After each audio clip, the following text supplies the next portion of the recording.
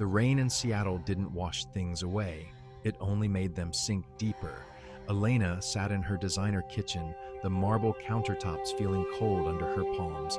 In front of her lay a plastic stick with two pink lines, a silent verdict that would dismantle her 10-year marriage to David. David was the golden boy of their social circle, a successful architect, a man who still looked at Elena as if she were the only woman in the room.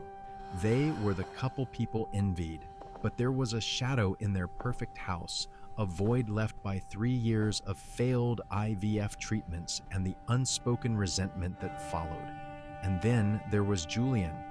Julian had been Elena's best friend since college. He was the one who knew her coffee order, her fear of failure, and the exact way she laughed when she was actually nervous. He was the fun uncle to her nieces, the guy David trusted with the spare key to their house. The betrayal didn't happen out of malice. It happened on a Tuesday night 3 weeks ago, fueled by a bottle of cheap bourbon and the raw, bleeding grief of Elena's latest negative pregnancy test. David was away on business in Chicago. Julian was just there. It was supposed to be comfort, Elena whispered to the empty room, but comfort isn't supposed to create life. The drama reached its boiling point during a Friday night dinner party. The house was filled with the scent of rosemary chicken and the sound of clinking wine glasses. Julian was there, leaning against the door frame, his eyes avoiding Elena's. David had his arm around Elena's waist, announcing to their friends that they were going to try one last round of treatment. To family, David said, raising his glass.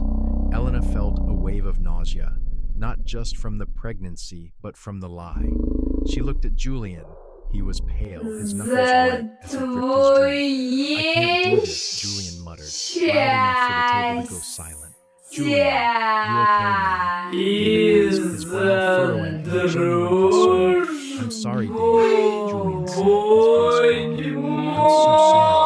The silence that followed was deafening. Elena's heart hammered against her ribs like a trapped bird. She saw the moment David's eyes traveled from Julian's devastated face to Elena's hand, which was instinctively resting on her stomach. The explosion wasn't loud. It was surgical. "Elena?" David's voice was a whisper, a sharp contrast to the upbeat indie folk music in the background. "Tell me he's just drunk." She couldn't speak. The tears did the talking. In the American suburban dream, the walls are thin.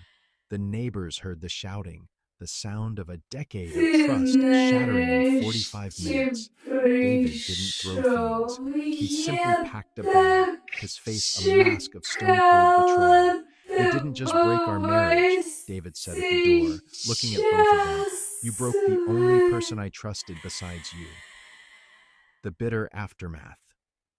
Months later, the perfect life was gone. Elena lived in a small apartment in the city. Julian tried to step up, showing up with prenatal vitamins and books on fatherhood. But every time Elena looked at him, she didn't see a partner. She saw the ghost of the friendship they had murdered. The baby was a girl. She had Julian's dark eyes and Elena's smile. But whenever Elena rocked her to sleep, she wondered if the child would grow up feeling the weight of the secret that brought her into the world. In the end, Elena got the one thing she always wanted, a child, but it cost her every person she had ever loved.